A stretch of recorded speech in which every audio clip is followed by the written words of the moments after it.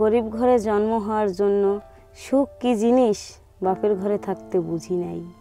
যার জন্য জন্ম থেকেই জীবনে অভাব অনাটন ছাড়া সুখ স্বাচ্ছন্দ্য কপালে জুটে নেই। আজ থেকে 16 বছর আগে 2002 সালে মাত্র 15 বছর বয়সে 8ম শ্রেণীতে পড়া অবস্থায় মা বাবা বিয়ে দিয়ে দেন। নতুন জীবন শুরু হয় দিন মজুর স্বামীর ঘরে, কিন্তু অভাব তো আর পিছু ছাড়ে নাই। শ্বশুর শাশুড়ির সংসারে মাত্র 2 বছর যৌথভাবে অতিবাহিত হতে না হতেই কিছু না বোঝার আগেই আমার কোল জুড়ে আসে প্রথম সন্তান। অভাবের সংসারে খরচ আরও বেড়ে যাওয়ার ভয়ে স্বামী সন্তান সহ আমাদের আলাদা করে দেয়। সম্পদ বলতে 8% একখণ্ড জমি ছাড়া আর কিছুই ছিল না। এ অবস্থায় শস্য ফুল ছাড়া চোখে আর কিছুই দেখতে পাইনি। এভাবে কোনোদিন একবেলা খেয়ে কোনোদিন না খেয়ে কয়েক বছর পার হয়ে যায়। একে একে আমাদের ঘরে জন্ম নেয় আরও 2টি ছেলে। সংসার বড় হয়, কিন্তু আয় রোজগার তো আর তেমন বাড়ে না। নিজের বাড়ি পরের বাড়ি বিভিন্ন কাজ করে বহু কষ্টে ছেলেদের স্কুলে পাঠাই। 2016 সালের একদিন একজন SDF স্যার আমাদের বাড়িতে আসেন। সোশ্যাল ডেভেলপমেন্ট ফাউন্ডেশন আমাদের এলাকায় দারিদ্র্য বিমোচনের লক্ষ্যে এলাকার দরিদ্র অতি দরিদ্রদের নিয়ে নূতন জীবন লাইভলিহুড ইমপ্রুভমেন্ট প্রজেক্ট এর মিটিংয়ের কথা বলেন।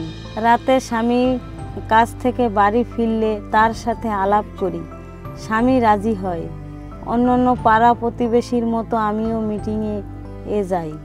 বাংলাদেশ সরকার ও বিশ্ব ব্যাংকের আর্থিক সহায়তায় সোশ্যাল ডেভেলপমেন্ট ফাউন্ডেশন SDF মূলত বাংলাদেশ সরকারের অর্থ মন্ত্রণালয়ের অধীনে একটি স্বায়ত্তশাসিত ও অলাভজনক প্রতিষ্ঠান। বাংলাদেশ সরকার ও বিশ্ব ব্যাংকের অর্থায়নে সোশ্যাল ডেভেলপমেন্ট ফাউন্ডেশন SDF 2003 সাল থেকে বিভিন্ন প্রকল্প বাস্তবায়নের মাধ্যমে গ্রামের পিছিয়ে পড়া অতি দরিদ্র ও দরিদ্র জনগোষ্ঠীর সক্রিয় অংশগ্রহণ নিশ্চিতকরণের মাধ্যমে টেকসই সংগঠন তৈরি, ক্ষুদ্র অবকাঠামো উন্নয়ন ও রক্ষণাবেক্ষণ, দক্ষতা বৃদ্ধি ও কর্মসংস্থান এবং আয় বৃদ্ধিমূলক কর্মকাণ্ড বাস্তবায়ন করে নারীর ক্ষমতায়ন ও তাদের জীবনমান উন্নয়নের জন্য কর্মসূচি বাস্তবায়ন করছে।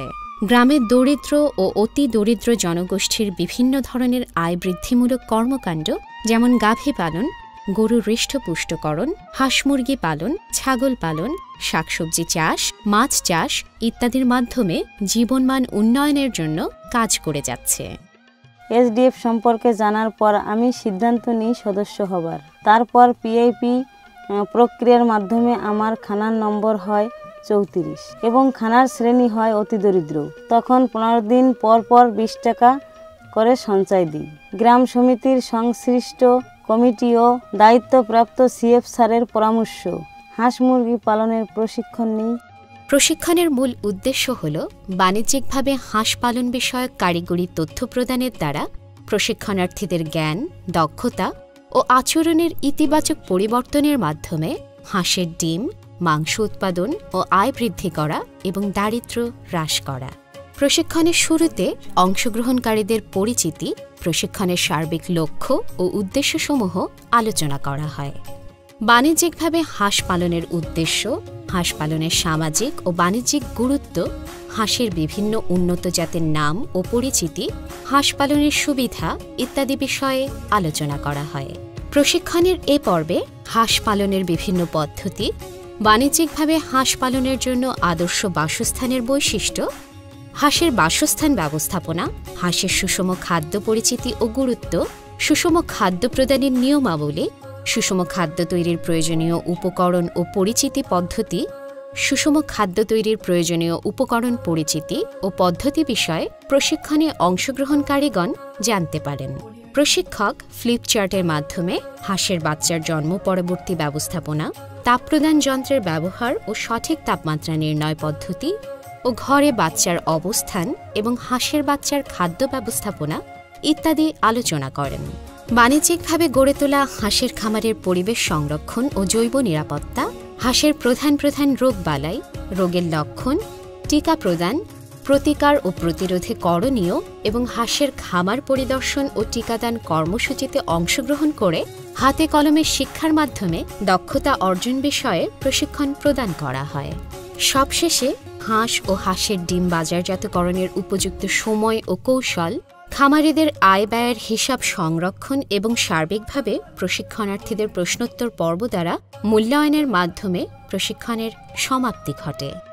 2017 সালের মার্চ মাসে গ্রাম সমিতির ভিসিও থেকে প্রথমবার 5,000 টাকা স্বাবলম্বী ঋণ নিই। 3,000 টাকায় 100টা খাকি ক্যাম্বেল জাতের হাঁসের বাচ্চা কিনা আনি। 3 মাস লালন পালন করতে আরও 10,000 টাকা খরচ হয়। 3 মাস পর হাঁসগুলো 25,000 টাকা বিক্রি করি, তখন লাভ হয় 12,000 টাকা। এরপর লাভের টাকা দিয়ে আরও 200টি হাঁসের বাচ্চা কিনে আনি।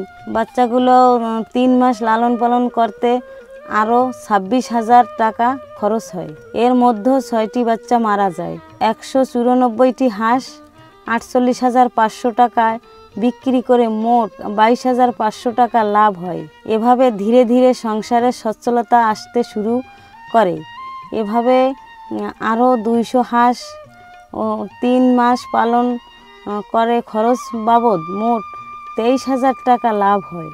এভাবে লাভের টাকা দিয়ে ভিসিও ঋণের টাকা পরিশোধ করি আর ছেলেদের লেখাপড়া খরচ চালাই। এবার স্বপ্নটা আরও বড় হতে থাকে। খামারটা আরও বড় করার পরিকল্পনা করি। হাঁসের বাচ্চা পালনের পাশাপাশি ডিম উৎপাদনের সক্ষম আরও 300টি হাঁসের বাচ্চা কিনে পালতে থাকি, যাতে প্রতিদিনই কিছু না কিছু আয় হয়। সেই টাকা দিয়ে হাঁসের ঘর বড় করতে পারি, ঔষধ, খাবার ও অন্যান্য সরঞ্জাম কিনতে পারি। নিজের কাছে থাকা 50,000 টাকা ও ভিসিও থেকে আরও 60,000 টাকা স্বাবলম্বী ঋণ নিয়ে মোট 1,10,000 টাকা দিয়ে নতুন খামার তৈরি করি। পরিকল্পনা অনুযায়ী খামারে 200টি হাঁসের বাচ্চার পাশাপাশি 300টি ডিম উৎপাদনকারী হাঁস পালন করতে শুরু করি। এভাবে প্রতিদিন খামার থেকে গড়ে 240টি ডিম পাই, যার বাজার মূল্য 1800 টাকা। আগে হাঁসের অসুখ বিসুখ হলে এসডিএফ এর এলএসপি এসে চিকিৎসা করত। প্রশিক্ষণ নেয়ার পর এবং দেখে দেখে এখন নিজেই হাঁসের খাবার, ওষুধপত্র, টিকা, ভ্যাকসিন দিতে পারি। এ কাজে আমার স্বামী আমাকে সাহায্য করে।